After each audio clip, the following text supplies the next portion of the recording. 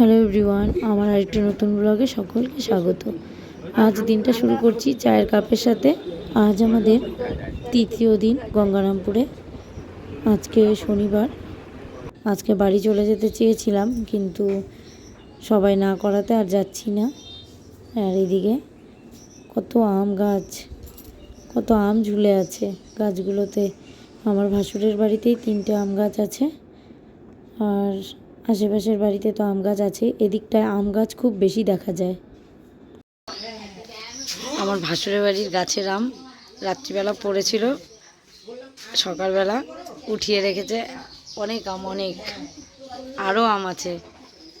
সেদিন ঝড়েও অনেক আম পড়েছে। এটা তো কালকে রাত্রের আম শুধু পড়েছে।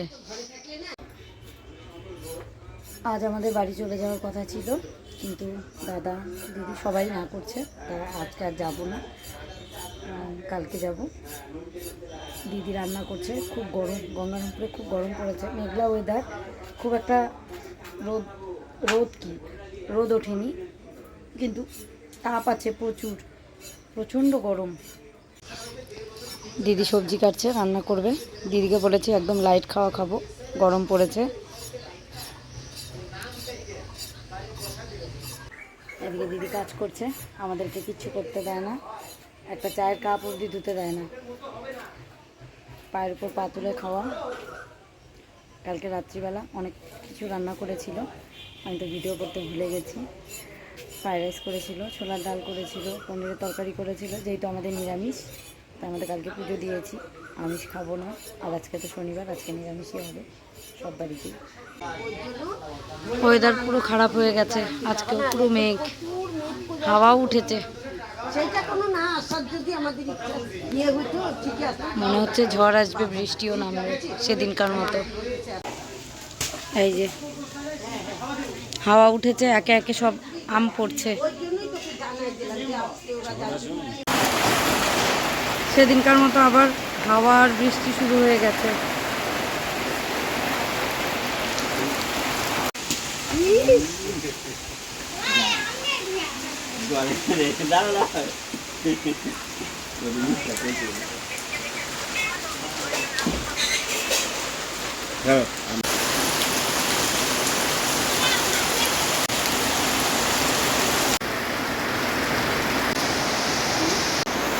এই হচ্ছে আমার ভাসুরের বাড়ি ঠাকুর, সরস্বতী ঠাকুর, তারপর গণেশ ঠাকুর।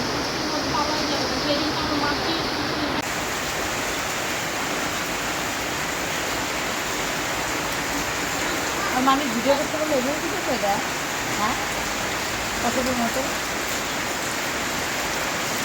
ওদিকে পানি না পুকুর করে রাখে।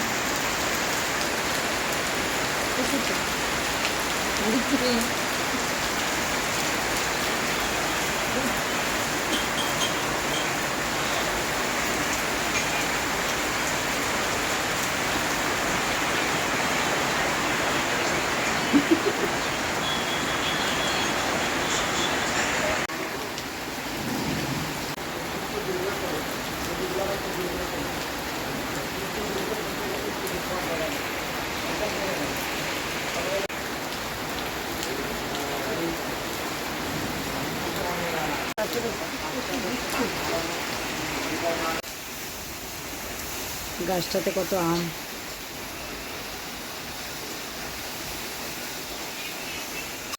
এটা আমার ভাসুরের বাড়ির গাছের আম, অনেক আম ধরে আছে। টপ টপ টপ টপ করে সারাদিন সারা রাত পড়তে থাকে। খাওয়া দাওয়া বাস। আর দিও না, আর দিও না।